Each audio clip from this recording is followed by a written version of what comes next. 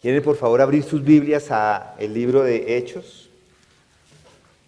Regresamos al libro de Hechos y vamos a leer desde el versículo 17 en adelante. Ya hemos estudiado esto un poco, pero quisiera que otra vez leyéramos del versículo 17. Hechos 7, versículo 17. Aquí encontramos el discurso que Esteban hace ante el Sanedrín. Estas son las palabras de él.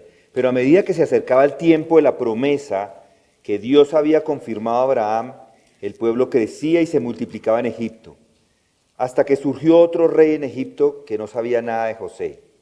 Este rey, obrando con astucia contra nuestro pueblo, maltrató a nuestros padres a fin de que expusieran a la muerte a sus niños para que no vivieran. Fue por ese tiempo que Moisés nació. Era hermoso a la vista de Dios y fue criado por 3 meses en la casa de su padre. Después de ser abandonado para morir, la hija de Faraón se lo llevó y lo crió como su propio hijo. Y Moisés fue instruido en toda la sabiduría de los egipcios, y era un hombre poderoso en palabras y en hechos. Pero cuando iba a cumplir la edad de 40 años, sintió en su corazón el deseo de visitar a sus hermanos, los hijos de Israel, y al ver que uno de ellos era tratado injustamente, lo defendió y vengó al oprimido matando al egipcio. Pensaba que sus hermanos entendían que Dios les estaba dando libertad por medio de él, pero ellos no entendieron. Al día siguiente se les presentó cuando 2 de ellos reñían y trató de poner paz entre ellos diciendo: varones, vosotros sois hermanos, ¿por qué os herís el uno al otro? Pero el que estaba hiriendo a su prójimo lo empujó diciendo: ¿quién te ha puesto por gobernante y juez sobre nosotros? ¿Acaso quieres matarme como mataste ayer al egipcio? Al oír estas palabras, Moisés huyó y se convirtió en extranjero en la tierra de Madián, donde fue padre de 2 hijos. Vamos a orar. Padre, Dios todopoderoso, Dios único, el único Dios sobre este universo,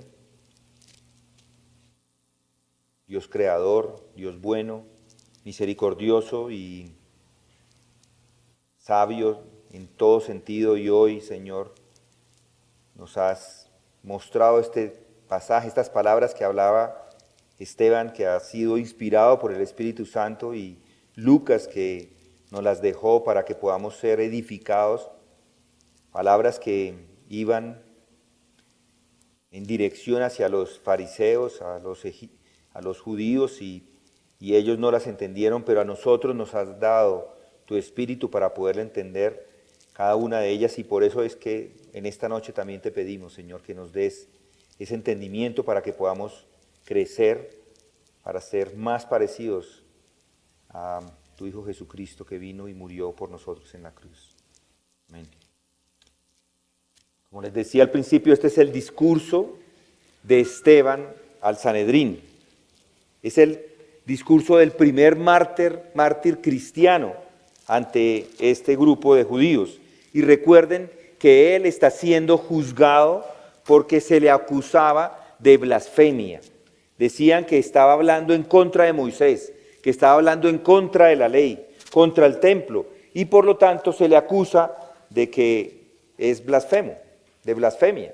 Pero en particular estaban molestos con él y por eso lo pusieron a juicio. Ya habían arrestado en el pasado a Pedro y a Juan, e incluso a todos los apóstoles los habían encarcelado, y estaban molestos porque estos hombres estaban predicando a Jesús de Nazaret y proclamando que él era el Hijo de Dios, que había resucitado de entre los muertos y que había ascendido al cielo, y que él y solo él era el Salvador. Predicaban que no había salvación en ninguna otra persona, solamente en él, en ningún otro. Que no había un nombre dado bajo el cielo a los hombres en el cual podrían ser salvos. Entonces ahora, en este momento, Esteban está siendo juzgado por eso mismo. Y aquí se le pide que hable. Entonces, el sumo sacerdote lo llama y le pregunta: ¿es esto así? Le dice en el versículo 1. Y Esteban entonces da su respuesta. Y como lo vemos, él lo que hace es ofrecer una especie de repaso histórico de la historia de los hijos de Israel. Estos eran judíos y como judíos estaban rechazando el evangelio. Así que él toma esa propia historia, la historia judía, selecciona algunas partes, algunos eventos sobresalientes y les muestra el verdadero significado de estos eventos. Su objetivo, por supuesto, es está decidido a convencerlos de su ceguera, está decidido a mostrarles que el rechazo al Señor Jesucristo es simplemente una negación de toda la historia judía, y al hacerlo está haciendo que sus antepasados, o lo que sus antepasados han hecho a la larga a través de toda la historia. Lo que hace es tomar primero el caso de Abraham, ya hemos tratado con eso, luego toma el caso de José, y ya lo hemos tratado también, y hizo exactamente lo mismo en ambos casos, hizo exactamente el mismo punto en ambos casos. Están ciegos. El hecho de que Jesús de Nazaret es el cumplimiento de todo lo que fue prometido a Abraham y que fue prometido a José. Y después de hacer eso, toma el caso que estamos analizando, Moisés. Hemos hablado por un par de miércoles acerca de Moisés, y lo hago y tomo más tiempo porque además de que es una porción más grande en las Escrituras, y eso nos muestra que es importante, además Moisés en sí es una persona importante, y la historia de él es importante, y es importante por esta razón, porque Moisés es un tipo de Cristo. Así es. Esteban, por supuesto, lo usa de esta manera. Él es un tipo de Cristo. Y esta es una palabra interesante e importante que acabo de usar, la palabra tipo. ¿Qué significa? Bueno, un tipo es algo que presagia o representa de antemano algo que va a suceder después. La tipología es un método de interpretación bíblica en el cual elementos del Antiguo Testamento, como personas, como eventos, como instituciones, se ven prefiguradas o son tipos de Cristo o de la obra redentora que encontramos en el Nuevo Testamento. Los tipos son sombras o son modelos que anticipan y señalan hacia una realidad y cumplimiento que se encuentra en Jesucristo. Y Jesús se considera como el antitipo o el cumplimiento de todos esos modelos.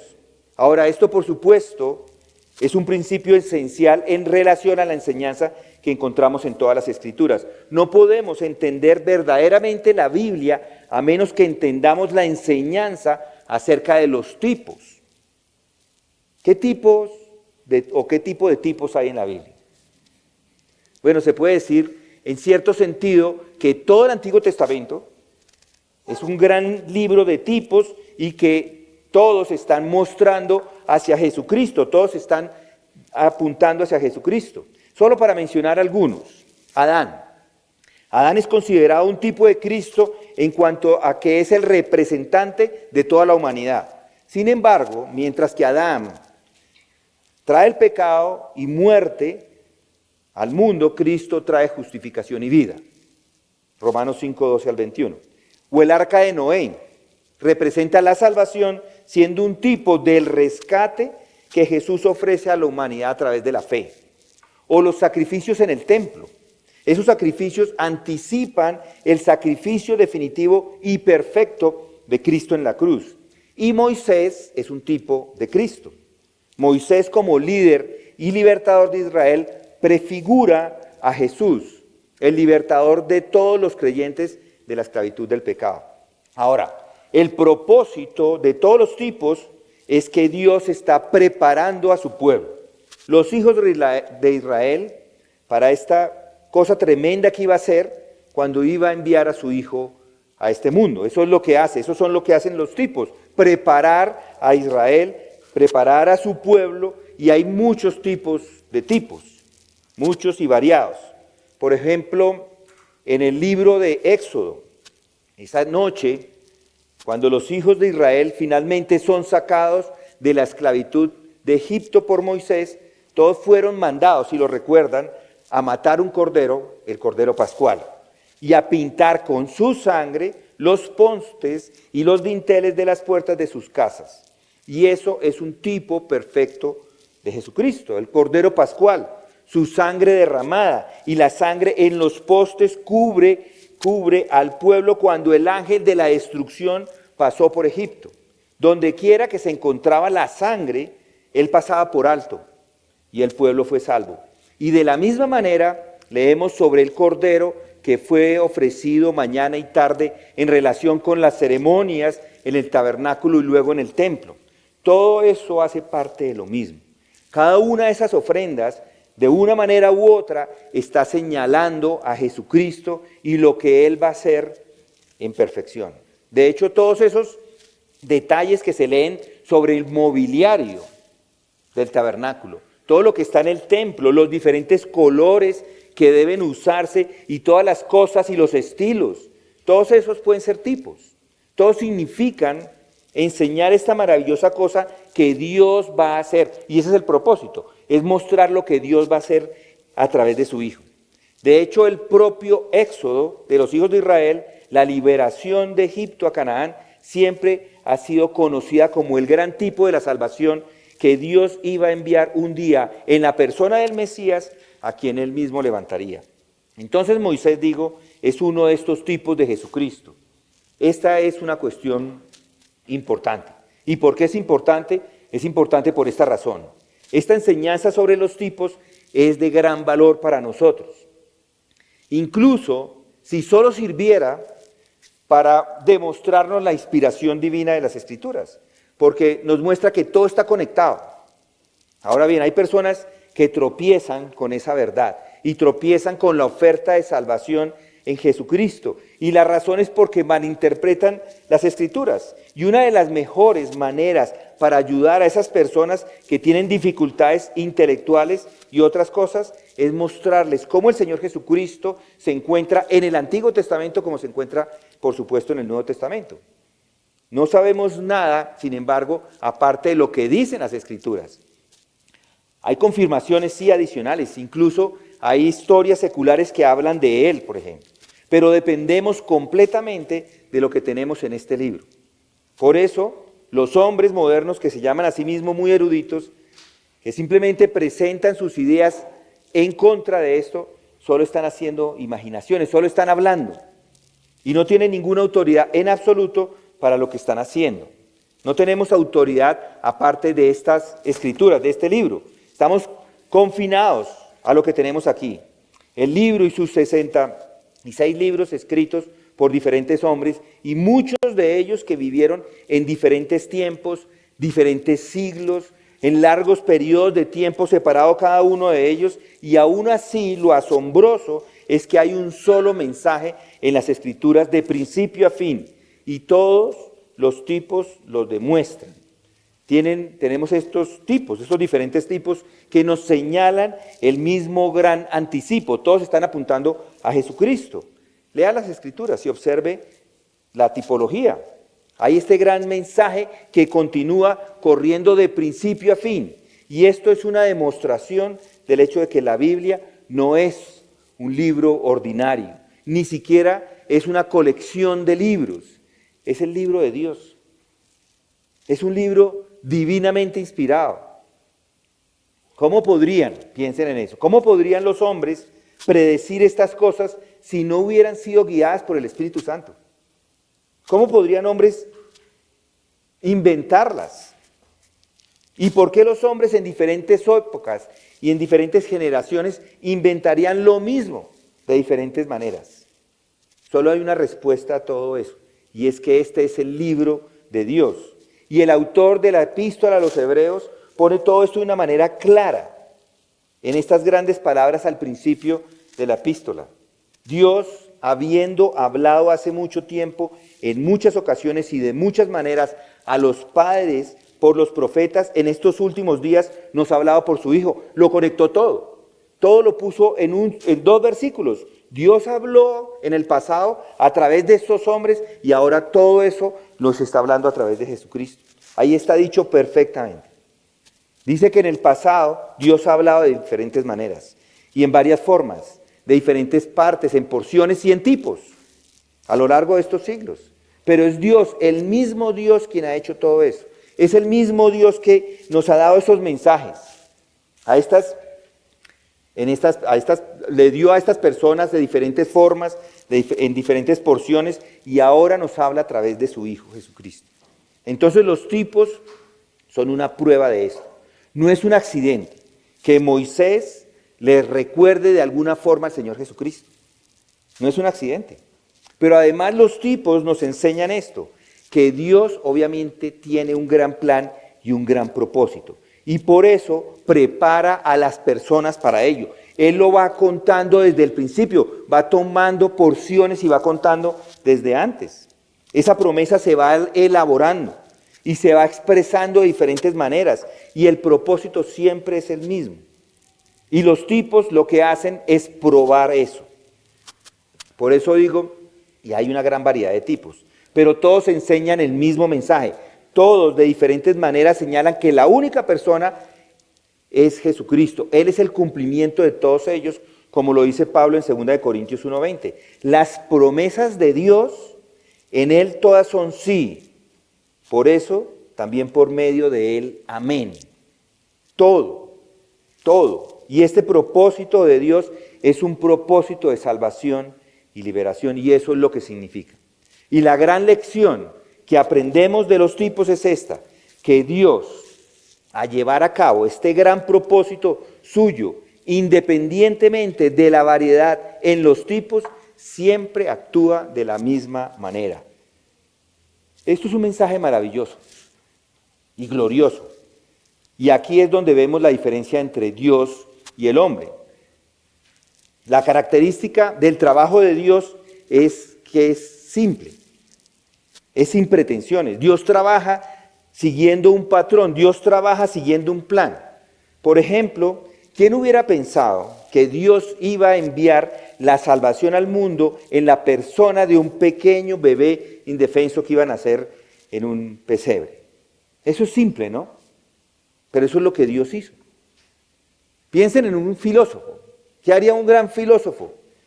Con sus maravillosas teorías, usando su jerga técnica que nadie puede entender. Pero lo que se nos dice acerca del Hijo de Dios es que el pueblo común lo escucha con agrado porque es simple, porque es directo. Y eso es la cuestión de los tipos. Es fácil, es algo simple. En el caso de Moisés es generalmente aceptado por un tipo de Cristo. Nadie está cuestionando si son tipos. Muchos de los teólogos dicen, no, este no es tipo, este sí es tipo. Moisés es aceptado general por todos los teólogos. El propio Moisés inclusive dijo, hacia el final de su vida, dijo, un profeta en medio de ti, de tus hermanos como yo, te levantará el Señor Dios, a él oiréis. Esto lo dice él mismo en Deuteronomio 18:15. Y desde ese momento, los hijos de Israel esperaban la venida de ese gran profeta. Y cuando nuestro Señor hizo la pregunta a sus discípulos, ¿quién dicen los hombres que soy yo? ¿Lo recuerdan? Esa fue la respuesta que le dieron. Algunos dijeron que era Moisés, por supuesto que lo dicen. Otros dijeron que era Elías. Otros dijeron que era el profeta que había de venir. Moisés estaba profetizando esta misma cosa. Él dijo, soy un tipo de este gran libertador que va a venir. Tengo el privilegio de sacarles de esta esclavitud física en Egipto hacia la libertad de la tierra de Canaán. Pero un gran libertador, un libertador espiritual es el que ha de venir. Será un libertador como yo, será un salvador como yo, pero en un sentido espiritual e infinitamente mayor. Eso es lo que está diciendo él. Moisés, por lo tanto, es un tipo del Señor Jesucristo. Y esto se deja muy claro en las palabras del Nuevo Testamento. Se nos dice, y cantaban, ¿recuerdan? Y cantaban en Apocalipsis 15:3, y cantaban el cántico de Moisés, siervo de Dios, y el cántico del Cordero, diciendo, grandes y maravillosas son tus obras, oh Señor Dios Todopoderoso. Si lo notan, ahí lo ponen juntos a Moisés y a Cristo. Incluso se trazan contrastes. La ley fue dada por medio de Moisés. ¿Recuerdan? La gracia y la verdad fueron hechas realidad por medio de Jesucristo. Juan 1:17. Así entonces, Moisés es uno de estos grandes tipos del Señor Jesucristo. Por eso Esteban lo usa. Él dice, me están juzgando porque predico a este Jesús. Él es el Hijo de Dios. Él es el Salvador del mundo. Y ustedes me están juzgando. Y están listos para matarme. Porque digo esto. Lo están rechazando. No pueden ver que están haciendo exactamente lo mismo que hicieron sus padres. No pueden ver ustedes que dicen estar en favor de Moisés y me acusan de estar en contra de Moisés. ¿No lo pueden ver ustedes? ¿No entienden quién es en realidad Moisés? Y entonces lo acusaban. Trajeron inclusive falsos acusadores, falsos testigos que dijeron que este hombre, hablando de Esteban, no cesa de hablar palabras blasfemas contra este lugar sagrado y contra la ley. Porque lo hemos oído decir, decían ellos, que este Jesús de Nazaret va a destruir este lugar y cambiará las costumbres que Moisés nos entregó. Y ahora lo que él quiere hacer, Esteban, es mostrarles que han malentendido completamente a Moisés, que solo si hubieran visto el significado de Moisés, lo habrían visto como un tipo de Jesucristo, el mismo que están rechazando y negando. Así que Esteban, obviamente, está muy ansioso por presentarles a Moisés, por mostrarles lo que están haciendo y para mostrarles que son culpables de la misma ceguera de los hijos de Israel cuando rechazaron por primera vez a Moisés, quien había sido enviado por Dios para liberarlos. Muy bien, eso es lo que Esteban está preocupado por hacer. Eso es precisamente lo que yo quiero hacer esta noche. Quiero mostrarles a través del tipo de Moisés unas características gloriosas del Evangelio de nuestro Señor Jesucristo. Déjenme mostrarle algunas de ellas. Aquí está la primera cosa. Moisés fue un hombre que fue levantado por Dios para liberar a los hijos de Israel. Noten el versículo 20. Fue por ese tiempo que Moisés nació. Y eso no es un accidente. Fue Dios quien lo levantó y lo envió entre estas personas, o a estas personas. Y aquí está, por supuesto, la esencia del Evangelio.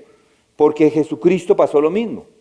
Porque de tal manera amó Dios al mundo que dio a su Hijo unigénito para que todo aquel que cree en Él no se pierda, mas tenga vida eterna. Ahí vemos la liberación. Y Moisés es un tipo perfecto en ese punto. Levantado por Dios, enviado al pueblo. Pero todos sabemos, es una sombra pálida, tipo pálido de ese acto que más adelante encontramos en Jesucristo. Pero cuando vino la plenitud del tiempo, Dios envió a su Hijo, nacido de mujer, nacido bajo la ley, a fin de que redimiera a los que estaban bajo la ley, para que recibiéramos la adopción de hijos. Gálatas 4, 4 y 5. Ese es el principio, el mismo principio, y es la esencia de la predicación del Evangelio. Eso es lo que los miembros de Sanedrín están ciegos, que no lo ven, no se dan cuenta. Y esa es la tragedia inclusive hoy, esta noche. Mire al mundo, mire su vergüenza. Y al igual que estos hijos de Israel aquí, estaban en un terrible sufrimiento, soportando la agonía de la esclavitud, siendo maltratados, tratados sutilmente por este rey y otros, y aquí Dios levanta a un libertador para liberarlos. El mundo está tan ciego esta noche, como siempre lo ha estado. Buscan sus soluciones, buscan sus remedios, se jactan de la civilización y nada de eso tiene valor. Y aquí está esta cosa tremenda que Dios ha hecho y que el mundo en su ceguera se niega a considerar. Y esa es la primera cosa. Pero observe esta cuestión del tiempo una vez más. Debo repetir eso. Fue por ese tiempo que Moisés nació. Y cuando iba a cumplir la edad de 40 años, sintió en su corazón el deseo de visitar a sus hermanos, los hijos de Israel. El versículo 23. Note estas palabras. Sintió en su corazón. ¿De dónde viene ese sentimiento en Moisés? Vino de Dios. Cuando se cumplieron los 40 años. Y esto nos muestra que Dios domina la historia. Nosotros todo el tiempo tropezamos, tambaleamos, pensamos que entendemos la historia y los tiempos, pero no es así. Pero aquí hay uno que tiene este programa eterno y todo está en la mente de Dios. Todo planeado desde la misma fundación del mundo. Todo es conocido por Dios. Y cuando vino la plenitud del tiempo, Dios envió a su Hijo, nacido de mujer, nacido bajo la ley. O como lo pone Pablo en Romanos, porque mientras aún éramos débiles, a su tiempo, Cristo murió por los impíos. Él conoce los tiempos, Él está en la historia, es en el tiempo señalado, y es en ese tiempo señalado que nació Moisés. ¿Qué tiempo? Bueno, cuando los problemas estaban en su punto más alto. Cuando los pobres hijos de Israel estaban gimiendo en su miseria, en su esclavitud, en sus desdichas. Y saben, mis queridos amigos, nuestro Señor Jesucristo vino a este mundo en un tiempo similar. El mundo estaba cansado, el mundo estaba agotado, el mundo era solo pecado. Habían prácticas malvadas, prácticas viles, rampantes por todas partes. Y lo leemos cuando Pablo escribe cuando escribe Romanos, en el primer capítulo, en la segunda parte de ese capítulo, allí lo encontramos. Ahí es en ese momento que Dios envió a su Hijo al mundo. Y lo envió en el año 15 del imperio de Tiberio César, siendo Poncio Pilato gobernador de Judea, y Herodes tetrarca de Galilea, y su hermano Felipe tetrarca de la región de Iturea y Traconite, y Lasinias tetrarca de Abilinia. Durante el sacerdocio de Anás y Caifás vino la palabra de Dios a Juan, hijo de Zacarías, en el desierto. Alguien dijo con mucha razón y verdad sobre este grupo de nombres que sería extremadamente difícil encontrar una colección de más sinvergüenzas que estos. Todos reunidos en estos 4 versículos o 3 versículos. Fue entonces cuando Él vino. Y este es parte del gran mensaje. Hay un misterio sobre esta cuestión del tiempo. Pero fue en ese tiempo que Moisés nació. Muy bien, tenemos que aceptar 1 año o 2 para que crezca, seguramente. Y cuando llega a la adolescencia diríamos, bueno, ya estamos listos para la liberación. Pero estaríamos equivocados, eso no es lo que Dios hace. Lo que leemos en el versículo 23, y cuando iba a cumplir la edad de 40 años, llevaba 40 años allá, 40 años, sintió en su corazón el deseo de visitar a sus hermanos los hijos de Israel. 40 años ha pasado allá. Y uno dice, bueno, ya 40 años, entonces ya es hora, va a suceder. Pero otros 40 años tienen que pasar, antes de que finalmente llegue la liberación. Y ese es el modo que Dios maneja los tiempos. Y es tan diferente a nuestros modos. Pensamos que lo entendemos, pero no lo entendemos. Queremos hacer las cosas apresuradamente y entonces nos quejamos, murmuramos, y si las cosas no suceden de inmediato como deseamos, entonces estamos tristes, y ese no es el modo de Dios. Lo primero que tenemos que aprender es esto, que nuestros tiempos, al igual que todo lo demás, está en las manos de Dios. Y hasta que lo entienda y se someta a Él, inevitablemente se va a desviar. Noten, el tipo lo ilustra perfectamente en lo que sucedió en el gran antitipo. La gente dice, ¿y por qué? ¿Por qué Dios no envió a su Hijo antes? Es una pregunta tonta, porque en realidad no lo entendemos. No sabemos cómo pensar claramente. Dios a su propio tiempo. Pero rápidamente déjeme señalar esto. Observe el intento que se hizo de matar a Moisés incluso cuando era un bebé. Ese fue el mandato de este rey y los egipcios estaban dispuestos a trabajar en ese sentido. El rey dio la orden de que todos los niños varones nacidos de los israelitas deberían ser directa o indirectamente puestos a muerte. Intentó destruir a todos los varones. Y cuando pasamos a los evangelios y lee sobre el nacimiento del Hijo de Dios, y los sabios vinieron del oriente e interrogaron al rey Herodes, él vio el peligro, según lo entendió, para su dinastía y para su posición. Entonces, ¿qué hace? ¿Sí recuerdan? Mandó matar a los niños varones que fueran asesinados, y ahí tenemos la masacre de todos esos niños inocentes. Estas cosas no son accidentes. Esto es hablar de tipos. Moisés es un tipo de Jesucristo. Moisés fue puesto, por así decirlo, en el río dentro de esa pequeña canasta, pero fue salvado milagrosamente. ¿Por qué? Porque este era un hombre que Dios iba a utilizar. Pero cuando el faraón, a este rey y a su gente, intentó destruirlo desde el momento de su nacimiento como libertador, fue que encontramos que Dios está ahí en control. ¿Y qué significa todo eso?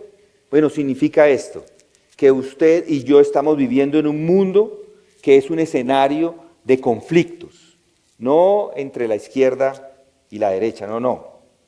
Un conflicto entre fuerzas de Dios y las fuerzas del diablo y del infierno. Estamos en medio de un gran conflicto espiritual.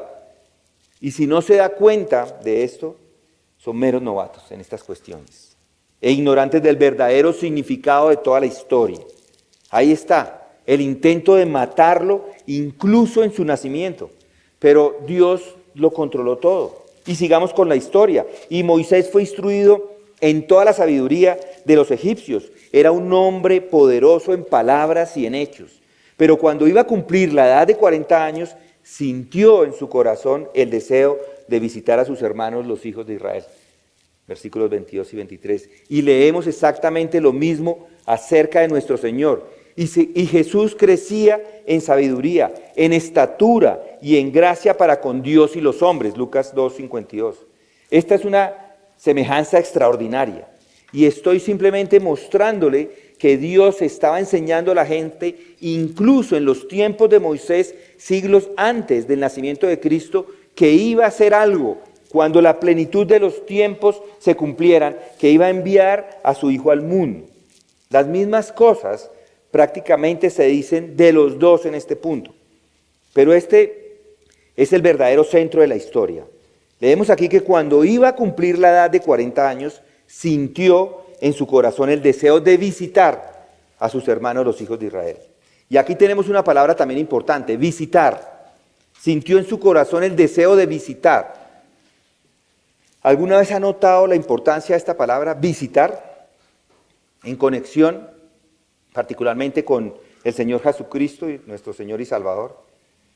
Si lee la historia de su nacimiento, encontrará que el primer capítulo de Lucas utiliza este mismo término. Escucha a Zacarías, el padre de Juan el Bautista, expresándolo de esta manera. Bendito sea el Señor Dios de Israel, porque nos ha visitado y ha efectuado redención para su pueblo. Y nos ha levantado un cuerno de salvación en la casa de David, su siervo. Lucas 1, 68 y 69. Este término, visitar, es un término importante. En Hebreos 2, ¿qué es el hombre para que de él te acuerdes? Dice allí. O el hijo del hombre para que te interese en él, para que te visite. Esa es la traducción. Y hay una cita también, esa es una cita del Salmo 8 en realidad. ¿Qué es el hombre para que de él te acuerdes? Y el hijo del hombre para que lo cuides o lo visites. Si ustedes leen la Reina Valera dice lo visites. Entonces, en Hebreos es una cita del Salmo y el Salmo está hablando de la visita. ¿Y cuál es el significado? Bueno, todos los expertos están de acuerdo en decir que la palabra visitar siempre lleva en el Nuevo Testamento la connotación de un propósito de ayudar o liberar. Es una visita con el propósito de liberar, de emancipar, de sanar, de liberar. Y entonces Zacarías lo que está haciendo es está diciendo que Dios ha visitado y ha redimido a su pueblo. Y eso es exactamente lo que se dice acerca de Moisés. Sintió en su corazón el deseo de visitar a sus hermanos, los hijos de Israel. Lo que él quería hacer era visitarles para liberarles. Había sido criado Moisés como hijo de la hija de Faraón.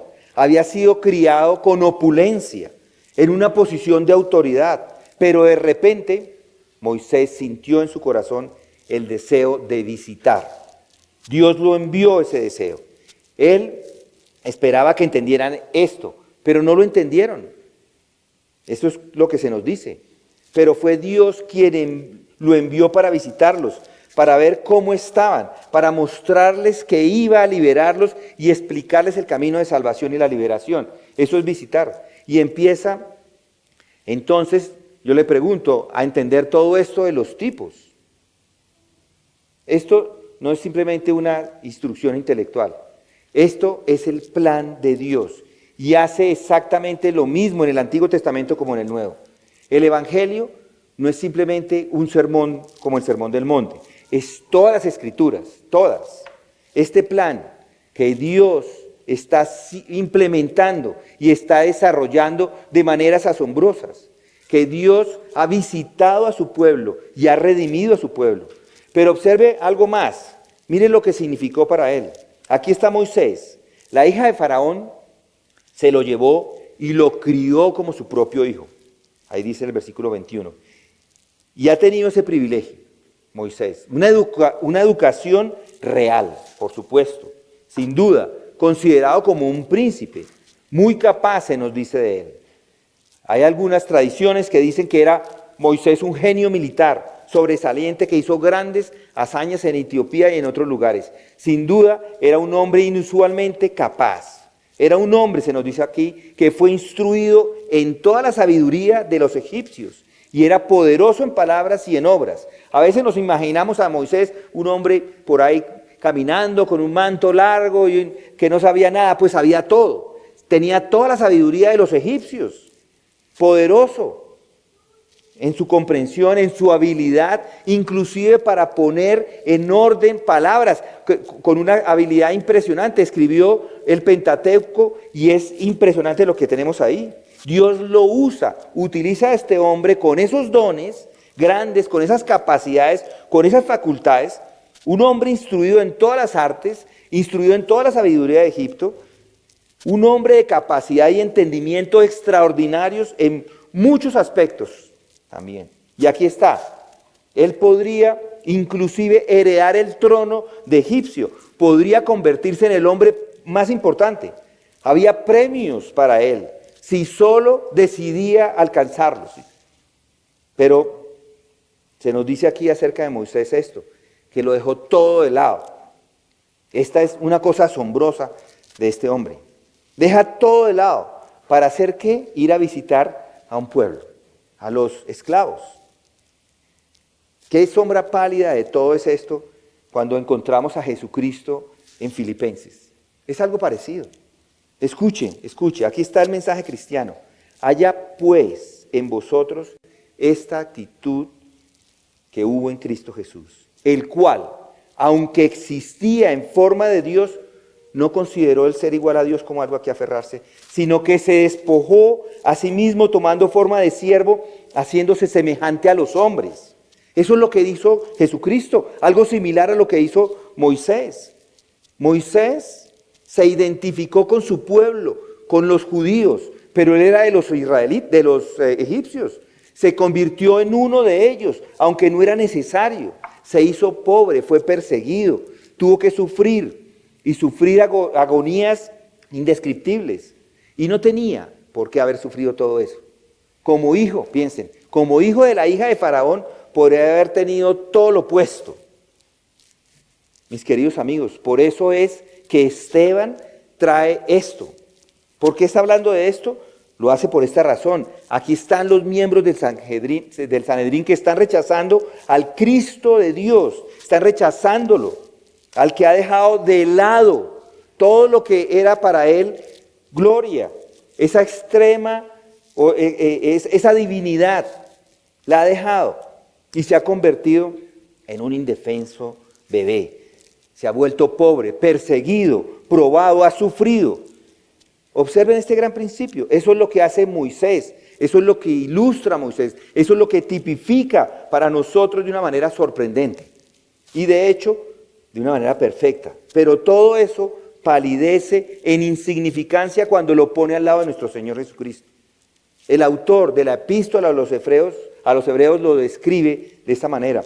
En el primer capítulo, él lo describe. En estos últimos días, Dios nos ha hablado por su Hijo, a quien constituyó heredero de todas las cosas, por medio de quien hizo también el universo. Él es el resplandor de su gloria y la expresión exacta de su naturaleza y sostiene todas las cosas por la palabra de su poder. Esa es la verdad acerca del Hijo de Dios. Luego nos dice cómo los ángeles, criaturas creadas por Dios, son solo sus sirvientes, son solo sus instrumentos. Aquí está, en él, toda la plenitud y toda la gloria divina. Esos son los hechos. Esta es la verdad acerca de él. Pero no solo eso. ¿Recuerdan qué más dijeron sobre él? En Hebreos 2:10 dice, pero convenía que aquel por quien son todas las cosas, y por quien son todas las cosas, llevando muchos hijos a la gloria, hiciera perfecto por medio de los padecimientos el autor de la salvación de ellos. Porque tanto el que santifica como los que son santificados son todos de un Padre, por lo cual Él no se avergüenza de llamarlos hermanos.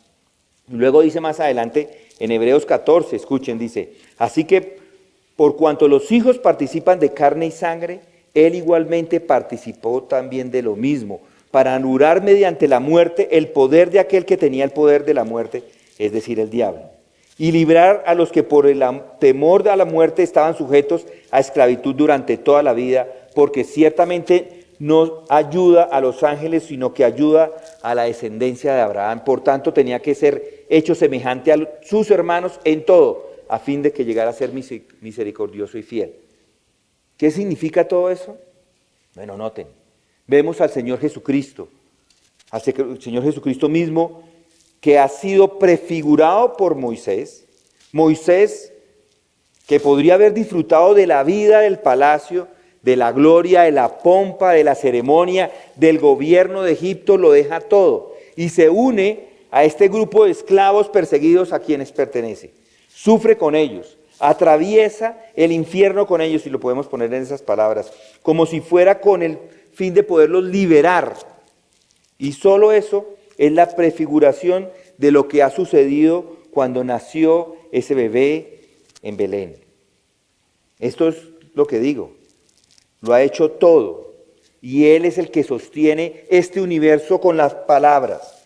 Se despoja de esos poderes y nace como un bebé inocente. Y toma sobre sí la naturaleza humana. Es un hombre. Está en la forma de hombre. Y él estaba en forma de Dios. Se convierte en forma de un hombre. Y baja aún más. Se convierte en un sirviente.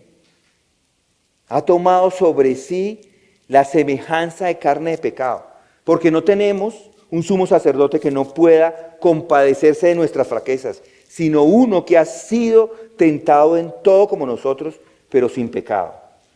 Por tanto, acerquémonos con confianza, dice Hebreos, al trono de la gracia, para que recibamos misericordia y hallemos gracia para la ayuda oportuna. Eso es lo que el mundo no ve. Eso es lo que el mundo rechaza. Esto es lo que se llama blasfemia, que el Hijo de Dios se ha rebajado, se ha humillado, se ha convertido en un defenso bebé, se ha convertido en un hombre, ha trabajado con sus manos de carpintero, ha soportado la contradicción de los pecadores contra él mismo, ha estado sujeto a tentación, ha sido burlado, ha sido despreciado, ha sido ridiculizado. Ese es el mensaje central de este evangelio cristiano. Y el Sanedrín no podía verlo, se jactaban en Moisés. Dijeron que estaba hablando en contra de Moisés, que hablaba y hablar contra Moisés es exactamente lo opuesto, porque él es el antitipo. Él simplemente estaba haciendo exactamente el antitipo de Moisés. Moisés es solo el tipo, es una prefigura de quién es Cristo, es una imagen temporal para mostrar lo que Dios iba a hacer de una manera asombrosa cuando envió a su Hijo engendrado a este mundo. Y la humanidad, Él vino acá y la humanidad no lo aceptó. Los hombres no lo aceptaron. Él se humilló, se fue a un establo, fue pobre. Y ese es el mensaje que el Sanedrín no ven. Mis queridos amigos, esta es la tragedia de la raza humana, la tragedia de las tragedias. Él vino a los suyos y los suyos no lo recibieron. El rechazo del Sanedrín es exactamente la misma manera que los israelitas rechazaron a Moisés cuando apareció por primera vez entre ellos. Pero gracias le damos a Dios que el final de la historia es que a pesar de su rechazo, a pesar de su desprecio, a pesar de que era malentendido, Moisés fue el libertador designado por Dios que los liberó. Fueron liberados a pesar de su rechazo, a pesar de su ceguera. Tuvieron que sufrir mucho debido a su rechazo, pero incluso a pesar de eso fueron liberados. Él era el hombre de Dios y los liberó, y gracias le damos a Dios por eso. A pesar inclusive de nuestra ceguera y locura, Dios nos libera. Dios es el Señor, ha enviado a su Hijo Jesucristo como Señor y Salvador para liberarnos. Miren a Saulo de Tarso, blasfemando, persiguiendo a Cristo. Y noten lo que dice. En 1 Timoteo 1:13 dice, aún habiendo sido yo antes blasfemo, perseguidor y agresor, sin embargo se me mostró misericordia porque lo hice por ignorancia en mi incredulidad. Pero la gracia de nuestro Señor fue más que abundante con la fe y el amor que se hallaban en Cristo Jesús. Palabra fiel y digna de ser aceptada por todos. Cristo Jesús vino al mundo para salvar a los pecadores, entre los cuales yo soy el primero y yo el segundo. Yo soy el segundo. Verdaderamente pensó que debería hacer muchas cosas contrarias a Jesús de Nazaret, pero a pesar de eso, fue salvado por Él. El Hijo de Dios fue el que le amó y se entregó por Él como se entregó por mí y por ustedes que han creído. Aquí está todo, prefigurado en Moisés. Este es el Dios encarnado. Ninguno de nosotros jamás sería salvado si dependiera de nosotros. Somos salvos por la gracia de Dios. Y lo dejo esta noche con esta pregunta. ¿Se da cuenta de esto? ¿Se da cuenta de que este es el gran mensaje de este libro desde el principio hasta el fin? De que Dios tiene un gran propósito y que Dios ha visitado y ha redimido a su pueblo. ¿Se da cuenta de que esa es la única cosa que importa hoy? Que Él puede liberarnos. Este es el libertador designado por Dios. Este es el Salvador. El único Salvador enviado por Dios para visitar y redimir a su pueblo. Ha visto la necesidad de salvación, de liberación.